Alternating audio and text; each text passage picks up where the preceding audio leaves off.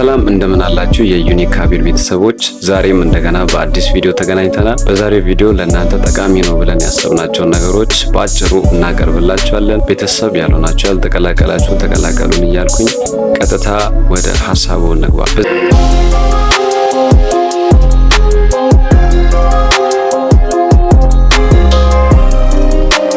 በዚህኛው ቪዲዮ የምናነሳው ሀሳብ ነገ ፈተና ቢሆን ወይም ደግሞ አንድ ቀን ለፈተና ሲቀር በ24 ሰዓት ብቻ ለፈተና ሲቀር ማድረግ ያለባችሁን ነገር ነው የምንነግራችሁ። እንደሚታወቀው የፈተና ወቅት ነው።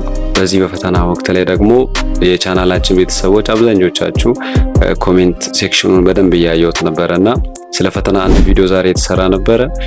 ከሱ ጋር በተያያዘ ይሄም ከሱ የሚቀጥል ቪዲዮ ነው የሚሆነው ማለት ነው እና እዛ ላይ ያሉ ሀሳቦችን እስቲ ሞር ለማብራራት ልሞክር በዚህኛው ቪዲዮ። ይህንን ቪዲዮ ላይክ አድርጋችሁ ጀምሩ። ለሚጠቅማቸው ሰዎች ደግሞ ለምታስቧቸው ሰዎች ሼር አድርጉ። እስቲ ቀጥታ ከመጀመሪያው ሀሳብ እንጀምር። ነገ ፈተና ቢሆን እኔ ብሆን ምንድን ነው ማደርገው?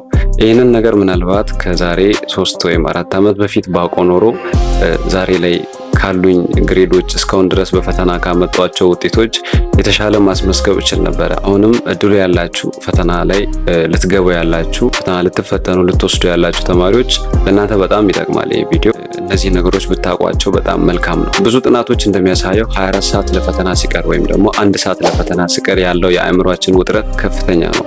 ብዙ ተማሪዎች ጥሩ ውጤት መስራት ይፈልጋሉ። ማንም መልካም ውጤት መስራት የማይፈልግ የለም።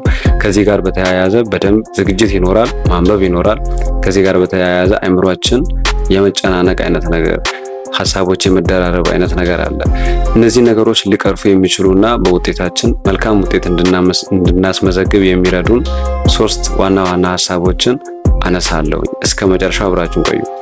የመጀመሪያው ሀሳብ ፈተና አንድ ቀን ሲቀረው ወይም ደግሞ 24 ሰዓት ሲቀረው መደረግ የሌለበት አንድ ነገር አለ። እሱም ምንድነው? አዲስ ቶፒክ መጀመር። በጭራሽ 24 ሰዓት ወይም ደግሞ አንድ ቀን ብቻ ቀርቶ አዲስ ሀሳብ እንዳትጀምሩ። ይሄ ውጤታማ አያደርግም። ኮንፊውዥን ነው የሚፈጥረው።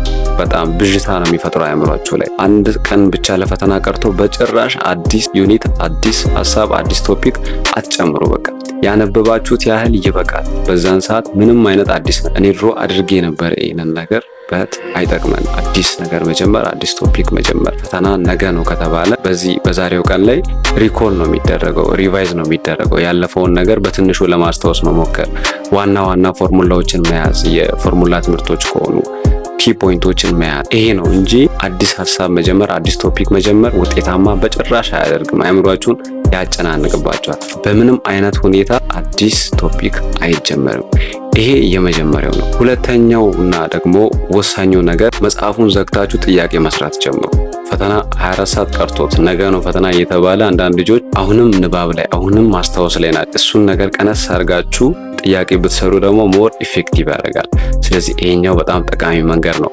ሌላኛው መንገድ ደግሞ ለአእምሯችሁ የሚመች ምግብ መመገብ። ፈተና 24 ሰዓት ብቻ ቀርቶት ለአእምሯችሁ የሚመች ምግብ መመገብ። ይሄ ማለት ቀለል ያሉ ኤነርጂ የሚሰጡ አንዳንድ ጊዜ ፈተና ሰዓት ላይ ጭንቀቶች ስለሚበዙ በተለይ ግቢ ላይ ምናምን ያለን ልጆች ጨጓራችን ሊረባብሽ ይችላል። ከዚህ ጋር በተያያዘ አፕታይት ሊጠፋ ይችላል፣ ወይም ደግሞ ምግብ ላይ ያሰኘን ይችላል። አንዳንድ ልጆች ሁሉም ላይ ላይሰራ ይችላል። አንዳንዱ በጣም ይራባል እንዲሁም ፈተና ሰዓት ላይ፣ አንዳንድ ሰው ደግሞ ምግብ አልበላ ይለዋል። ስለዚህ የሚመቹ ምግቦችን መብላት ይመከራል። ለምሳሌ እንደ ሙዝ ያሉትን ቶሎ ኤነርጂ ሊሰጡ የሚችሉ አይነት ምግቦችን፣ ቀለል ያሉ ምግቦችን መርጦ መመገብ ያስፈልጋል።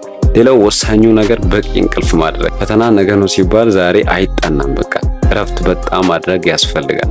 ከ24 ሰዓት በፊት ወይም ደግሞ ፈተና ላይ ነገ ፈተና ነው ምናምን ሲባል ሌላ መደረግ ያለበት ነገር ደግሞ ወክ ማድረግ፣ ትንሽዬ የሆኑ ኤክሰርሳይሶችን፣ ስፖርቶችን መስራት ያስፈልጋል።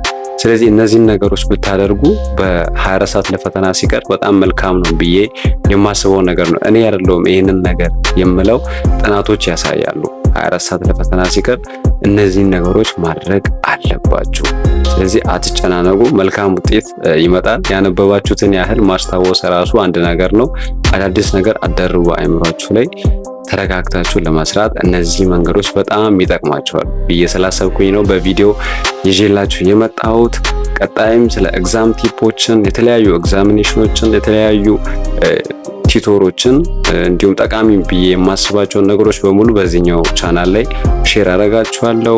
መልካም ጊዜ ይሁንላችሁ። እስከ ቀጣይኛው ቪዲዮ ላይ ደግሞ እስከምንገናኝ መልካም ፈተና፣ መልካም ጊዜ።